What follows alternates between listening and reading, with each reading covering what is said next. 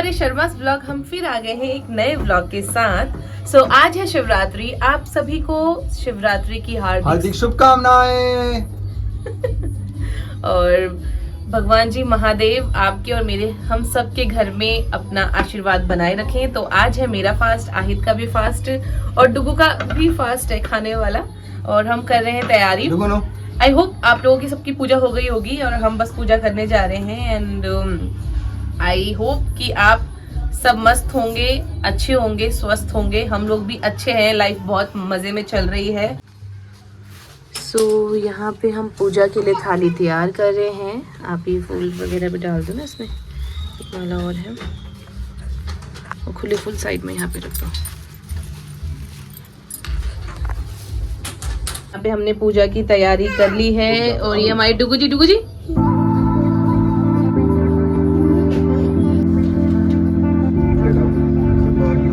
आज है शिवरात्रि और आज ही के दिन हमारी माता पार्वती और शिवजी जी का विवाह हुआ था। ऑफिशियली उनकी आज एनिवर्सरी है, तो हमने भी आज की शुरुआत मंगलसूत्र से की। जैसे कि आहित ने अपने हाथों से मुझे ये मंगलसूत्र पहनाया और विश की कि जैसे माता पार्वती और शिवजी जी का ये बंधन अटूट है, वैसा ही आहित और मेरा भी बना रहे। यहाँ हमने पूजा की थाली कर ली है तैयार, मतलब जो हमारे प्रसाद और फूल्स हैं। और यहाँ साक्षात मेरी माता रानी विराजमान है। अपना घर, उसको बसाना और उस घर में प्यारा सा मंदिर बनाना, ये किसी भी लड़की के लिए नॉर्मल बात हो सकती है, बट मेरे लिए एक टाइम पे ये मेरा सपना था। और मानो ये सपना कैसे सच हो गया पता भी नहीं चला। मुझे अपना घर बेहद पसंद है और मेरे घर का एक एक कोना मैं बहुत प्यार और स्नेह से हमेशा सजाती हूँ।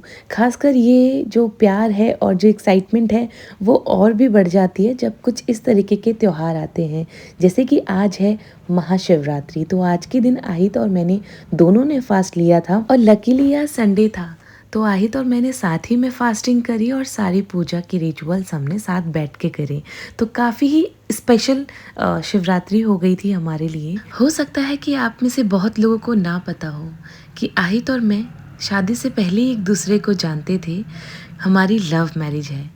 जब हम रिलेशनशिप में थे और मैं आहित की प्रेमिका थी, तो मैं ये दुआ तो करती थी कि आहित मेरे पति परमेश्वर बने और मैं उनकी अर्धांगिनी। लेकिन ये सपना कभी सच होगा भी या नहीं, ये कभी नहीं सोचा था। बट आज ऐसा लगता है कि वो दुआ मेरी कबूल तो होनी ही थी, क्योंकि ये दुआ भी तो मैंने किससे की थी? हमारे महादेव से, जो देवों के देव महादेव हैं।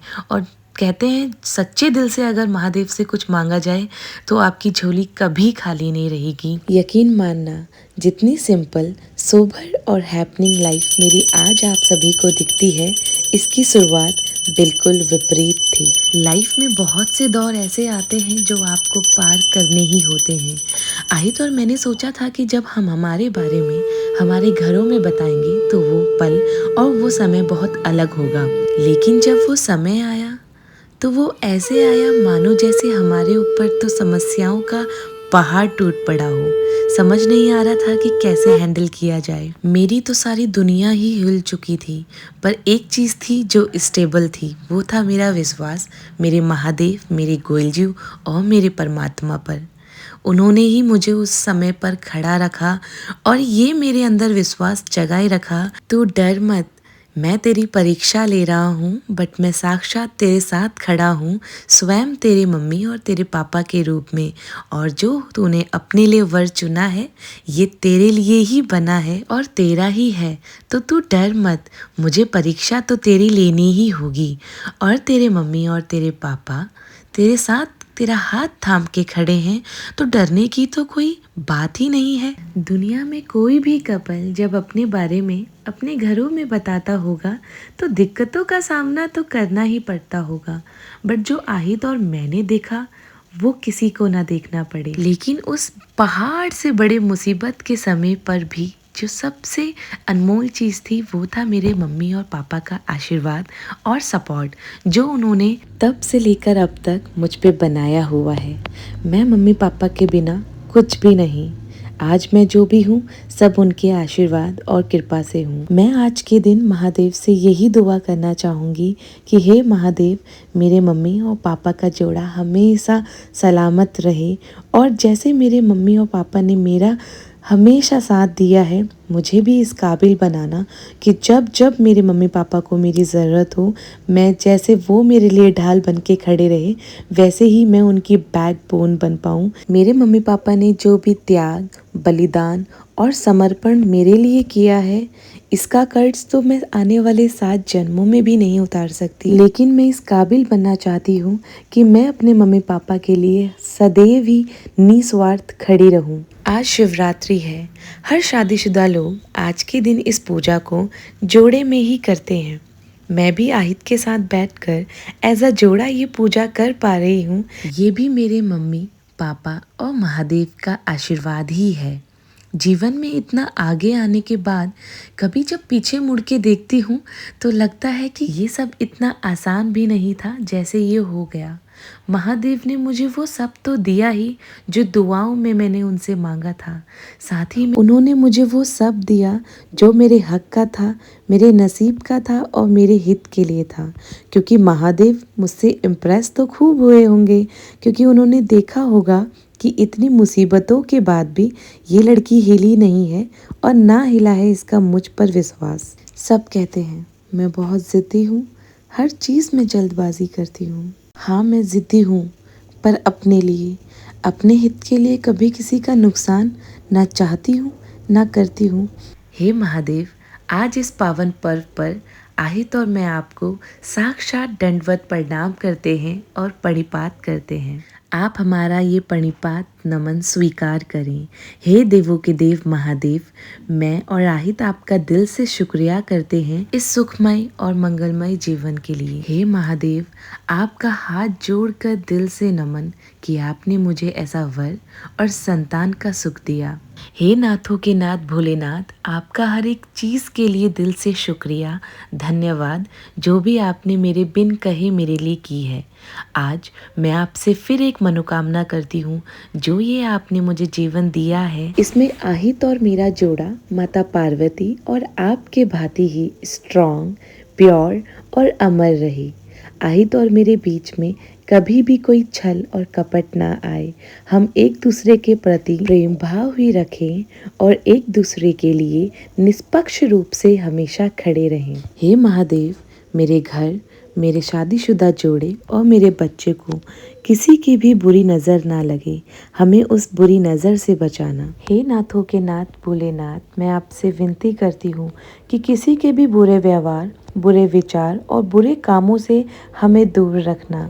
कोई भी जादू, टोना, अला और बला कुछ भी हो, वो सब हमसे बहुत दूर रहे। इन सब चीज़ों से हमें प्रोटेक्ट करना। हे महादेव, आपने जो ये मुझे पुत्री का वरदान दिया है, ये बहुत चुलबुल और नटखट है। कभी कभी तो इन्हें हैंडल करना भी मुश्किल हो जाता है। माता गौरा को कहना हमेशा इनके साथ रहें, इनका ख्याल रखें।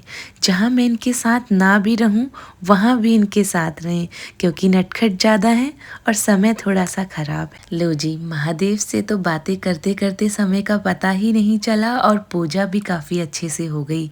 इसके बाद मैंने प्रसाद लिया और डुगू जी को और आहिद को प्रसाद दिया और महादेव का आशीर्वाद। तो यहाँ हमारी पूजा वगैरह हो गई है डन और बज गए हैं 2।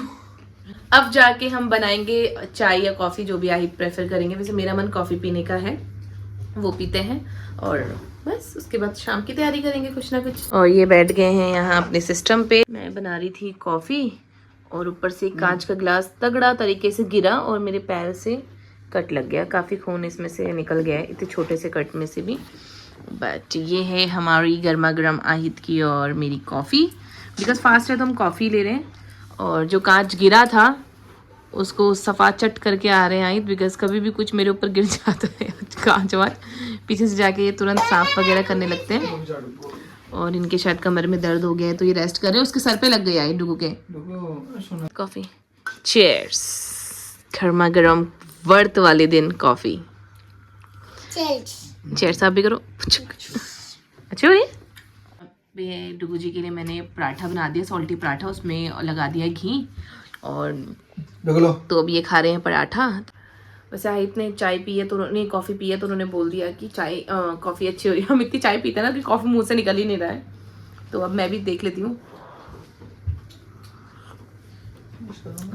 नाइस, अच्छी बनी है कॉफ़ी। वो तब से मेरी कॉफ़ी भी फिनिश हो गई, आहित की भी फिनिश हो गई है, बट डुगू जी का हमारा हाफ पराठा भी फिनिश नहीं हुआ। लिटरली बाकी सब चीज़ ठीक है, बट ये खाने में अभी भी इतना परेशान करते हैं ना हमको। डुगू जी प्लीज यार बेबी जल्दी से फिनिश करो, डैडी जी को भी रेस्ट करना है और इनका देखना अलग ही टायर्डनेस वाला रिएक्ट। हाँ जी भाई की भा बताओ। सैटरडे मंडे आज है फास्ट। आज है फास्ट। किस चीज का फास्ट है? हमारे घर पे नहीं बट आपके क्यों है फास्ट? ट्यूशन लगवा रहा यहाँ पे हम शिव जी के भजन करेंगे, उसके लिए मैंने ढोलक निकाल लिया, उसकी पूजा कर दी, उनको तिलक भी कर दिया है और बाकी सबको बोल दिया आने के लिए, वो आ रहे हैं। अब थोड़े से मतलब देखो सामान है और इंटरेस्ट भी है ही मुझे थोड़ा सा भजन कीर्तन करने में, तो शिव जी के और सभी भगवान जी के थोड़े थोड़े कीर्तन करेंगे, लाइक कीर्तन भजन सा करते हैं, अच्छा लगेगा। बाकी सब लोगों का वेट कर रही हूँ, वो आ जाए तो हम स्टार्ट करते हैं।